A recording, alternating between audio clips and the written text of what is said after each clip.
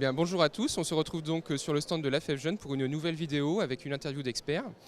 Donc j'ai le plaisir de recevoir le professeur Pajot qui travaille au CHU de Montpellier et qui hier dans la session sur la transplantation hépatique a fait une présentation sur la règle des 6 mois utilisée dans la transplantation hépatique. Donc d'abord, bonjour docteur Pajot. Une première question d'abord, est-ce que vous pouvez rappeler ce que c'est que la règle des 6 mois ? La règle des 6 mois est une règle, de mon point de vue, arbitrairement fixée, qui consiste à dire que chez un patient qui a une maladie du foie liée à l'alcool, qui arrive au moment de la transplantation, cette transplantation ne peut être envisagée que s'il est abstinent depuis au moins 6 mois. C'est ça la règle des 6 mois. Très bien, et du coup, qu'est-ce qui fait que cette règle est remise en cause à l'heure actuelle ? Alors elle est remise en cause, d'abord parce qu'elle ne repose pas sur des arguments scientifiques bien déterminés. Autant une durée d'abstinence très longue est probablement une bonne garantie qu'il n'y aura pas de reprise de la consommation d'alcool après la greffe, autant pourquoi 6, pourquoi 9, pourquoi 12, on est vraiment à ce moment-là dans l'ordre du hasard. Donc ça c'est le premier point, je dirais presque conceptuel. Deuxièmement, l'argument de cette règle des 6 mois, celui-là est recevable, c'est que nous savons tous par expérience qu'un patient qui rentre avec une maladie décompensée et qui est encore consommateur d'alcool, s'il arrête sa consommation d'alcool, on va voir la fonction hépatique s'améliorer. Et donc, un patient qui était potentiellement candidat à la greffe, au fur et à mesure qu'il devient abstinent, que le foie n'est plus agressé, on peut imaginer que la fonction hépatique va s'améliorer et que donc la greffe deviendra à ce moment-là futile.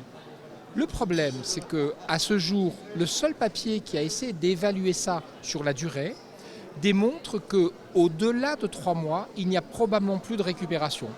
Et donc pourquoi attendre 6 mois alors qu'au bout de 3 mois, les choses sont fixées ? Et puis deuxièmement, c'est que cette espèce de tout ou rien a un côté vraiment intriguant. On doit pouvoir utiliser d'autres arguments. Par exemple, nous avons travaillé sur l'évaluation du volume du foie. On sait tous une chose, le petit foie atrophique baignant dans l'acide, je ne suis pas sûr qu'il va récupérer, alors qu'un foie qui est encore assez gros, il aura des potentiels de récupération. Donc, au-delà de cette simple règle, oui, non, 6 mois, moins de 6 mois, on peut aller beaucoup plus loin pour affiner sur la notion de futilité. D'accord. Et du coup, sur Montpellier, est-ce que vous utilisez cette volumétrie hépatique ou d'autres choses dans la pratique ? Est-ce que vous pouvez nous raconter un petit peu votre expérience du quotidien ? Bien sûr. La volumétrie, c'est vraiment un travail récent qu'on a finalisé avec un des membres de l'équipe qui est le docteur Ursik Bedoya, et d'ailleurs qu'on est en train d'amplifier, si je puis dire. Jusqu'à présent, nous, on était quand même dans une logique qui était addictologique. Il faut bien qu'on se représente qu'il y a une singularité spécifique à la greffe aux maladies du foie et à l'alcool. C'est-à-dire que chez ces patients, la question qu'on va poser comme tous les autres candidats à la greffe, c'est quelle est l'indication ? Qu'est-ce qui va se passer après ? Quels sont les potentiels de récupération de mortalité ? Et puis il y a un petit truc en plus, c'est est-ce qu'il va reboire ? Alors c'est important parce que si la rechute est excessive, on estime aujourd'hui qu'on a un chiffre incompressible qui est autour de 15%. Il y aura des conséquences. Plus de cancer, plus de mortalité cardiovasculaire, plus de cirrhose alcoolique du greffon. On avait travaillé sur ça avec Jérôme Dumortier de Lyon et Sébastien Darancy de Lille. Mais on voit bien qu'il y a quelque chose qui est plus un argument moral. Ça veut dire quoi ? D'offrir une greffe à quelqu'un qui risque de reboire.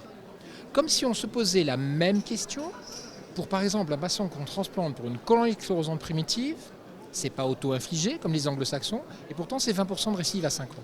Alors comment on fait ? On travaille avec des addictologues, et ce depuis des années. Parce qu'il y a une chose qui est importante, et les addictologues nous ont appris cela. On est un petit peu dans la stratégie du sauveur, et le déni par rapport à l'alcool, il est probablement partagé par le médecin et par le patient. Je ne veux pas imaginer que ce patient que je vais emmener vers un programme de greffe puisse reboire. Je suis moi aussi dans le déni. Il faut donc avoir une évaluation indépendante. Et ça, c'est le travail de l'addictologue, qui a des outils que nous n'avons pas.